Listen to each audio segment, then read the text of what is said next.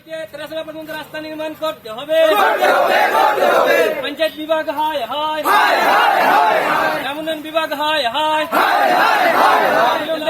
তেরাসলা এলাকায় রাস্তা নির্মাণ করতে হবে। পিডব্লিউডি হইতে তেরাসলা এলাকায় রাস্তা নির্মাণ করতে হবে। পিডব্লিউডি হইতে তেরাসলা এলাকায় রাস্তা নির্মাণ করতে হবে।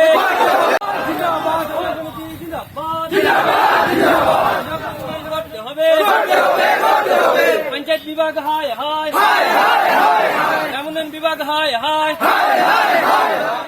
সরকারিরা হুঁশিয়ার।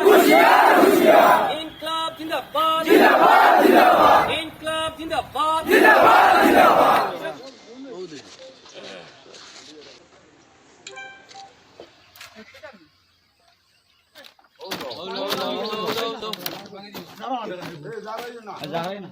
কৃষক মুক্তি সংগ্রাম সমিতির নেতৃত্বত হাইলাকান্দি জেলার কাটলিচলা সমষ্টির দলচলা বিলাইপুর জিপির এই 10,000 জনগণের যাতায়াতৰ এখন রাস্তা আর দলং, এই দলংখন নির্মাণের কারণত আজি ইয়াত আন্দোলন করেছো। আপনাদের দেখিছে স্বাধীনতার পিছত সরকারের তরফ থেকে কিমান টাকা বরাদ্দ হয়েছে, কিন্তু আজি এই লালা ব্লকর দলচলা বিলাইপুর এই 10,000 জনগণের যাতায়াতৰ যি রাস্তা, এই রাস্তাটি আজিলৈকে সংস্কার হওয়া নাই। আজিলৈকে 1 টাকার কোনো কাজ হওয়া নাই। আজি আমি দেখিছোঁ যে এই এলাকার হাজার হাজার জনগণে সদায় দাবী উত্থাপন কৰি আহিছিল।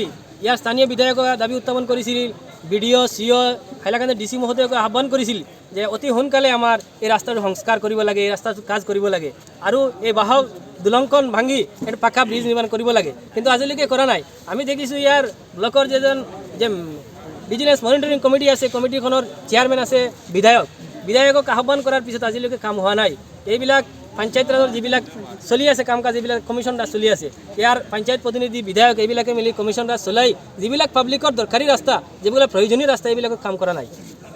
আজি আমি কৃষক মুক্তি সংগ্ৰাম সমিতি আজি ইয়াত আন্দোলন কৰি দাবী উত্থাপন কৰিছোঁ, অহা 20 দিনৰ ভিতৰত এই ৰাস্তাটোৰ কাজ কৰিব লাগে, এই ব্ৰিজটো নিৰ্মাণ কৰিব লাগে। যেতিয়ালৈকে নিৰ্মাণ নহ'ব তেতিয়ালৈকে আমাৰ আন্দোলন চলিছে আৰু চলি থাকিব।